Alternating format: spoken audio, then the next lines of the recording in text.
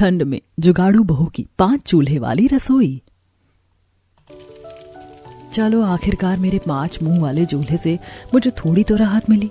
अब खाना आसानी से बन जाता है और धुआं भी आंखों में नहीं लगता। आयशा इतना कहती है कि तभी गांव के सरपंच वहां पहुंचते हैं। सरपंच ठिठक कर 5 मुंह वाले चूल्हे के पास आता है। अरे ये क्या देख रहा हूं मैं? ये चूल्हा है या कोई अजूबा? मैंने अपनी पूरी जिंदगी में ऐसा चूल्हा कभी नहीं देखा। आयशा घबरा कर उठकर खड़ी होती है। तभी सरपंच चूल्हे के पाइपों की बनावट को छूकर देखता है।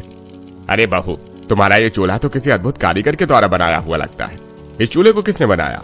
ये चूल्हा तो काफी ज्यादा अनोखा है और इस चूल्हे का धुआं खुले आसमान में जा रहा है इस वेंटिलेटर के द्वारा। ये तुमने कैसे किया? सरपंच साहब, मजबूरी, तकलीफ इंसान को सब सिखा देती है। तकलीफ? अरे कैसी तकलीफ बहू? और ये चूल्हा कोई मामूली चूल्हा नहीं है। ये अतीत की खोज है जो तुमने जाने अनजाने में फिर से किया है।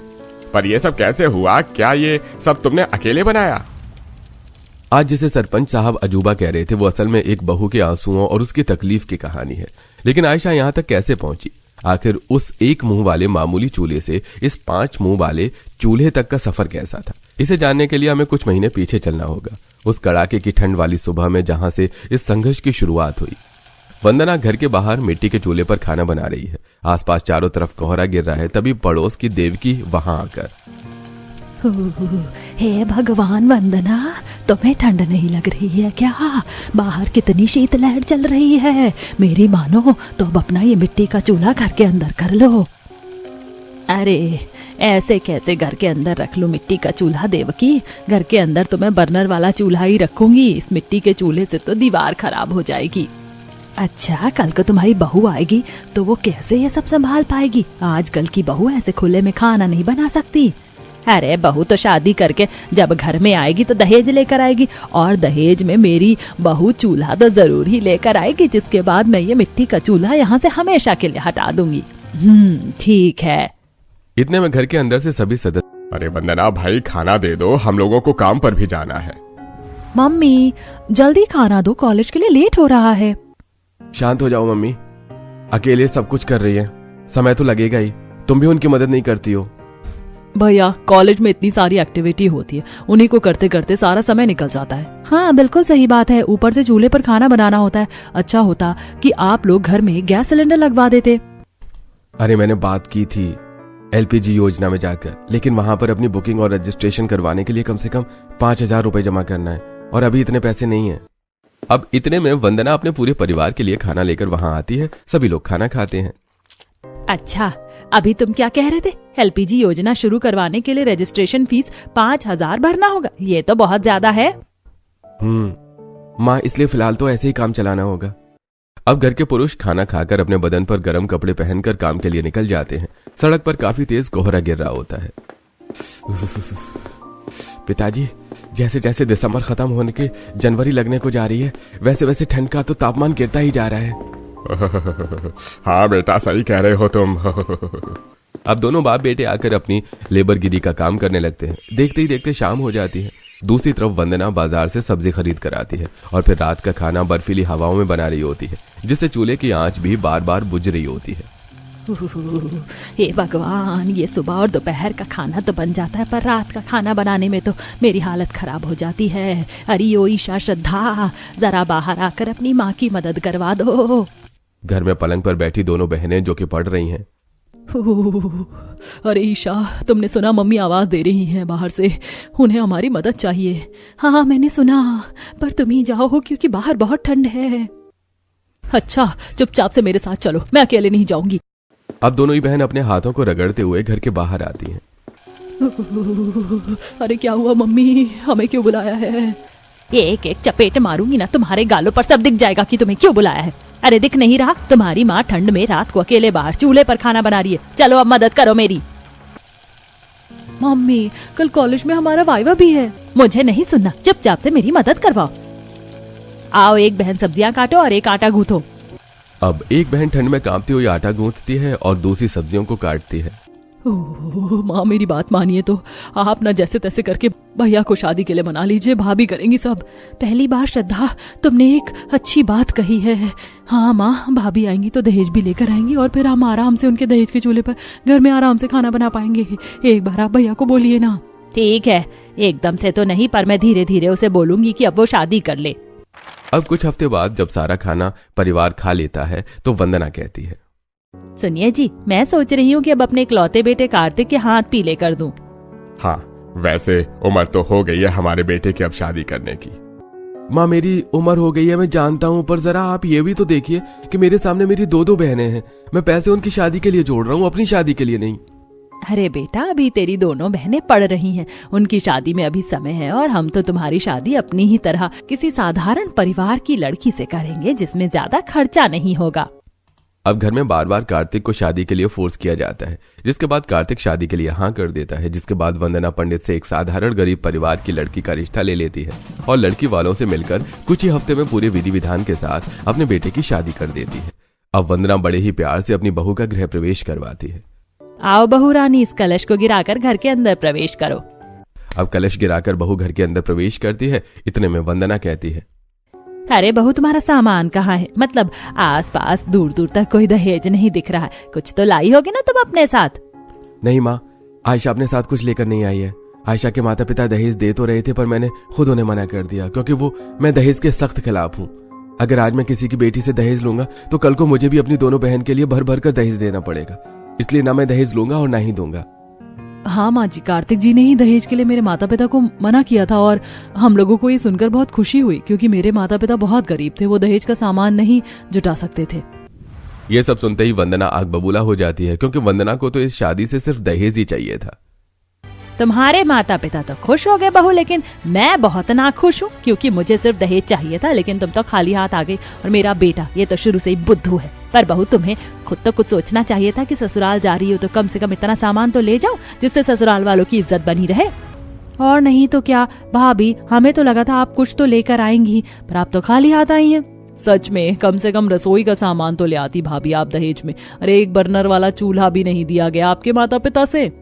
अब आयशा को अपने ससुराल वालों के मुंह से बार बार दहेज के लिए प्रताड़ना मिल रही थी, जिसे सुनकर वो काफी मायूस हो गई थी कि तभी कार्तिक ने धीरे से अपनी पत्नी का हाथ पकड़ा और कहा, आयशा तुम इनकी बातों का बुरा मत मानो, और रही सामान की बात तो जैसे तैसे हम लोग रह रहे हैं वैसे ही तुम भी रह लेना।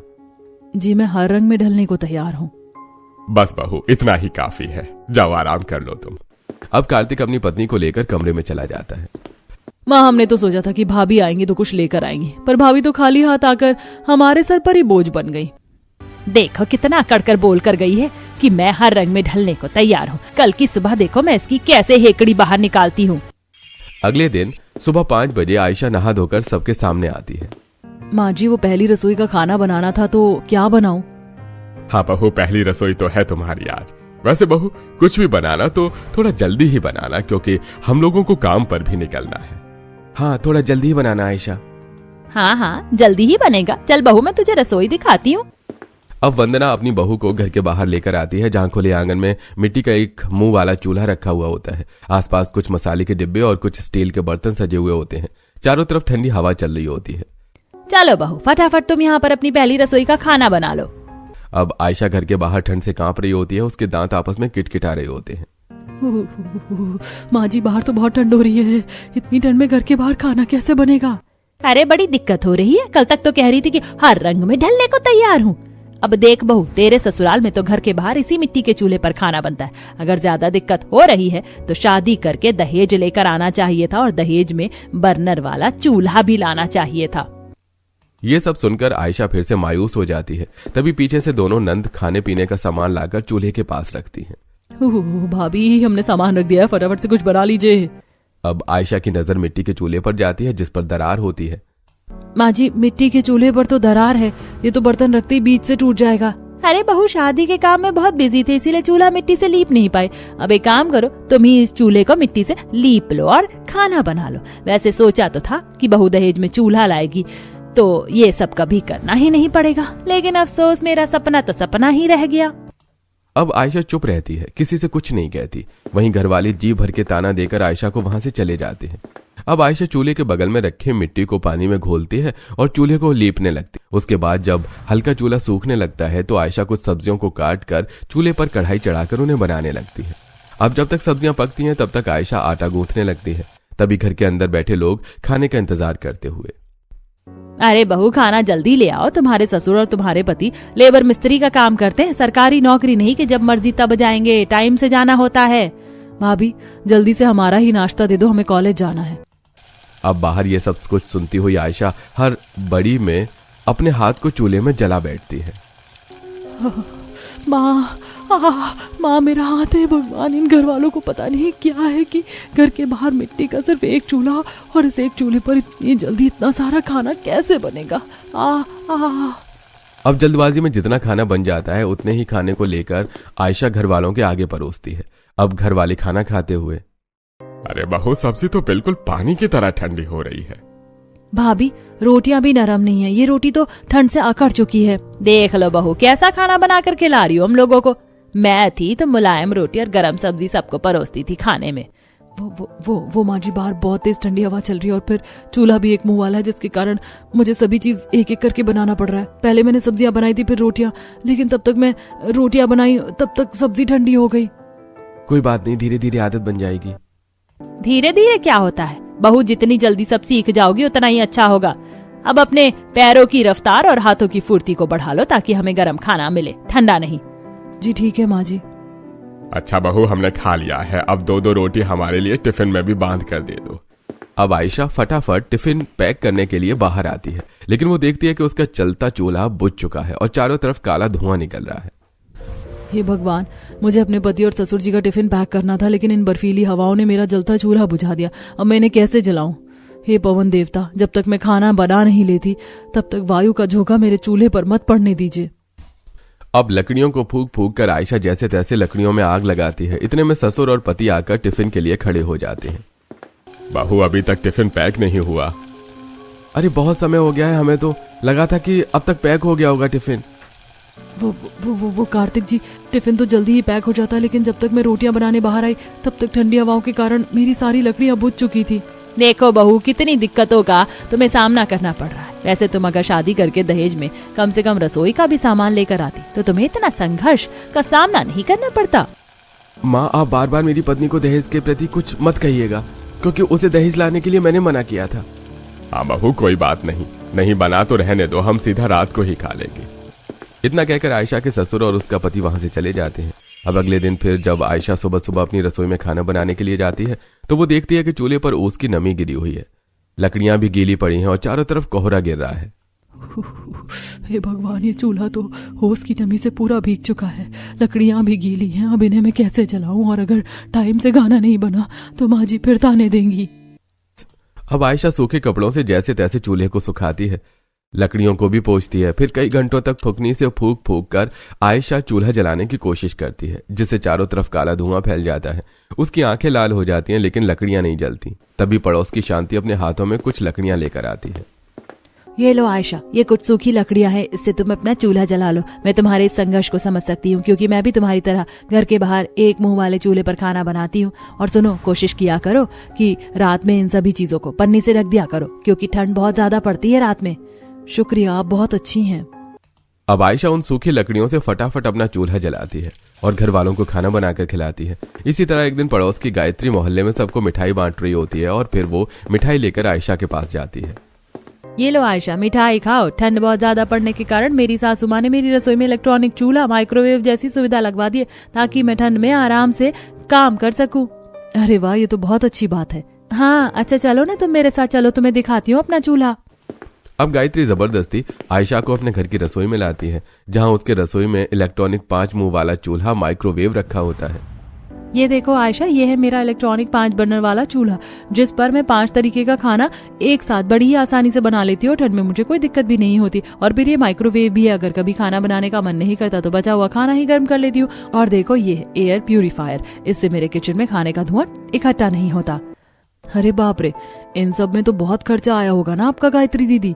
हाँ बिल्कुल, पूरे 1 लाख लग गए ये सब करवाते करवाते। खैर तुम ये सब क्यों पूछ रही हो, तुम्हारी सास तो कभी ये सब नहीं लगवा पाएंगी, क्योंकि तुम लोगों की इतनी हैसियत नहीं है ना। तुम्हें तो ठंड में घर के बाहर एक मुंह वाले चूल्हे पर खाना बनाना पड़ेगा, वो भी काले काले धुएं के पास बैठकर। अब ये सब सुनकर आयशा को काफी शर्मिंदगी महसूस होती है, जिसके बाद आयशा चुपचाप वहां से चली जाती है और फिर घर आकर आयशा घर के बाहर रात का खाना बनाने लगती है। रात में ठंड का तापमान और ज्यादा गिर जाता है, जिससे आयशा के हाथ ठंड से नीले पड़ जाते हैं।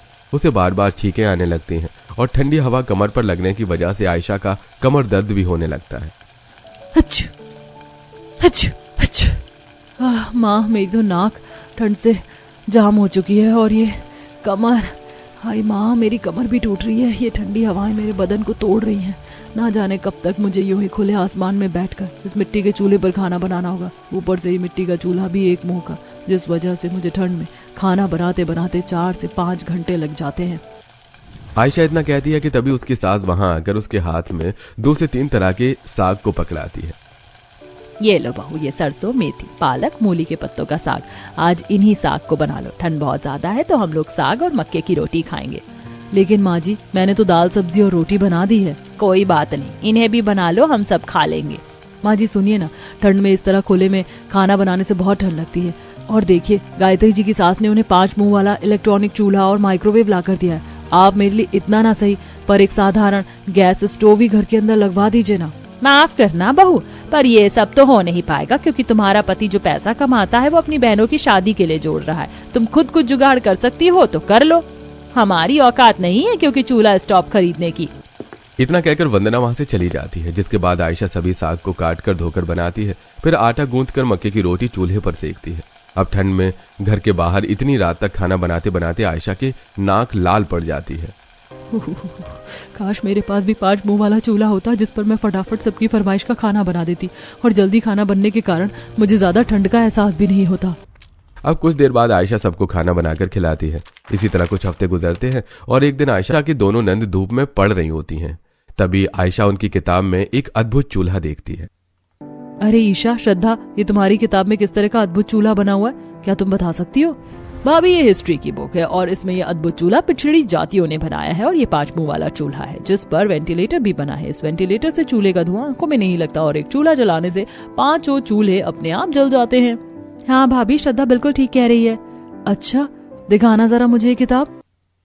अब आयशा किताब के पन्नों को अलट पलट कर देखती है। ये 5 मुंह वाला चूल्हा जुगाड़ लगाकर तो मैं भी बना सकती हूँ। क्या मजाक है, ये सब आप नहीं कर पाओगी भाभी। अब आयशा कुछ नहीं बोलती और कुछ देर बाद वहां से चली जाती है। अब अगले दिन आयशा जल्दी उठकर ढेर सारी मिट्टी ईंटों का जुगाड़ करने के लिए घर से बाहर निकलती है। बाहर तेज कोहरा गिर रहा होता है, मिट्टी पर भी ओस गिरी हुई होती है। हे भगवान, यहाँ आसपास तो सारी मिट्टी गीली है। इतनी गीली मिट्टी से तो चूल्हे का ढांचा ठीक तरीके से खड़ा ही नहीं हो पाएगा। अब आयशा थोड़ा और आगे बढ़ती है, जिसके बाद उसे चिकनी मुलायम मिट्टी मिलती है, जिसे वो उठा लेती है। चलो, मिट्टी तो मिल गई, लेकिन मुझे अभी सूखा भूसा भी चाहिए। मिट्टी और सूखे भूसे को मिलाकर ही एक मजबूत चूल्हा बनके तैयार होगा, पर ये भूसा मिलेगा कहाँ? अब आयशा कुछ दूर और चलती है, जहां उसे गाय भैंसों का तबेला दिखता है और वहीं एक औरत गोबर में भूसे को मिलाकर उपले बना रही होती है।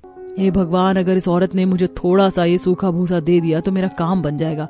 अजी सुनिए, अगर आपके पास ये सूखा भूसा ज्यादा है तो क्या आप मुझे थोड़ा सा दे सकती हैं? मुझे इस भूसे को मिट्टी में मिलाकर चूल्हा बनाना है। अच्छा, ठीक है बहू, ले जाओ, मेरे यहाँ तो ये रोज ही आता है। अब कौशल्या एक बड़े से प्लास्टिक के टब में उसको भूसा भरकर दे देती है। इसी के साथ साथ आयशा सड़क पर फेंके हुए ईंटों के टुकड़ों को भी उठा लेती है। चलो, भगवान की दया से जुगाड़ लगा कर वो अद्भुत 5 मुंह वाला चूल्हा बनाने का सारा सामान मिल चुका है। अब घर आकर आयशा मिट्टी में सूखे भूसे को मिलाकर उसे गुड़धती है, फिर उसके बाद पक्के ईंटों को एल शेप देकर उसके ऊपर मिट्टी लेपती है और फिर उसे चूल्हे का आकार देती है। इतना करने के बाद आयशा उन 5 मुंह वाले चूल्हे के निचले हिस्से में लकड़ी सुलगाने का होल बनाती है और फिर जब 5 मुंह का चूल्हा बनकर तैयार हो जाता है तो आयशा उस चूल्हे के ऊपर मिट्टी से लंबे लंबे पाइप के आकार का वेंटिलेटर भी बनाती है। कुछ देर बाद आयशा का 5 मुंह वाला चूल्हा बनकर तैयार हो जाता है। हाँ, फाइनली मैंने अपना जुगाड़ लगाकर 5 मुंह वाला चूल्हा बना ही लिया। कितनी खूबसूरत लग रही है मेरी 5 मुंह चूल्हे वाली रसोई। अब एक काम करती हूँ, जब तक घर वाले अस्त व्यस्त हैं तब तक मैं उनके लिए कुछ स्वादिष्ट पकवान बना लेती हूँ। अब आयशा किराने की दुकान से खाने पीने का सामान खरीद कर घर लाती है। और फिर एक चूल्हे पर वो दाल मखनी, दूसरे पर शाही पनीर, तीसरे पर सोया चाप, चौथे पर मूंग दाल का हलवा और पांचवें पर गर्मा गर्म रोटियां सेक रही होती है। और इतना सारा खाना एक साथ बनने के बाद भी आयशा की आंखों में जरा भी धुआं नहीं लग रहा होता, क्योंकि सारा धुआं चूल्हे पर लगे वेंटिलेटर से आसमान की तरफ जा रहा होता है। अरे वाह, इस 5 मुंह वाले चूल्हे पर कितनी आसानी से खाना बन रहा है और मेरी आंखों में धुआं भी नहीं लग रहा है। सारा धुआं वेंटिलेटर से अपने आप आसमान की तरफ जा रहा है। अब फटाफट से 4-5 तरह का पकवान लाकर आयशा अपने घर वालों को परोसती है। घर वाले खाने में इतने सारे पकवान देखकर हैरान रह जाते हैं। अरे बहू, आज तूने इतना सारा खाना एक साथ कैसे बना लिया? और खाने से भी गरम गरम धुआं निकल रहा है। आज तेरा खाना ठंडा भी नहीं हुआ है। हाँ भाभी, क्या राज है? पता तो लगाना पड़ेगा। अब घर वाले खाना छोड़कर रसोई की तरफ आते हैं, जहां वो देखते हैं कि उनकी काबिल बहू ने अपने जुगाड़ से 5 चूल्हे की रसोई तैयार कर रखी है। ये देखकर परिवार वाले बहुत खुश होते हैं। अरे बहू, मैंने तो तुझे 1 भी रुपया नहीं दिया, फिर तूने ये 5 चूल्हे की रसोई कैसे तैयार की? माँ जी, ये 5 चूल्हे वाली रसोई मैंने अपने जुगाड़ से बनाया है। भाभी, ये तो वही चूल्हा है जो आपने किताब में देखा था। मानना पड़ेगा भाभी, आप तो सचमुच बहुत काबिल हो। आपने अपने जुगाड़ से इतना अद्भुत चूल्हा बना कर रख दिया। बहू, मुझे माफ कर दे, मैं तो तुझे परेशान करने की सोच रही थी, पर तूने तो मेरी ही परेशानी खत्म कर दी। अब इस 5 चूल्हे की रसोई में तेरे साथ साथ मुझे भी दिक्कत नहीं होगी खाना बनाने में। अब घर वाले खुशी खुशी घर में आकर आयशा का बना हुआ पकवान खाते हैं। सभी लोग बहुत खुश होते हैं। अब अगले दिन आसपास के लोग भी वंदना की बहू का 5 चूल्हे वाली रसोई देखकर खुश हो जाते हैं। अरे वाह वंदना, तेरी रसोई तो काफी सुंदर लग रही। 5 चूल्हा तो अद्भुत दिख रहा है तेरी रसोई में। हाँ, ये सब कुछ मेरी बहू ने जुगाड़ लगाकर बनाया है। क्या सच में तेरी बहू ने ये सब जुगाड़ लगाकर बनाया? बहू, फिर तो तुम बहुत काबिल हो जो तुमने अपने जुगाड़ से अपने लिए 5 चूल्हे की रसोई बनाकर तैयार कर ली।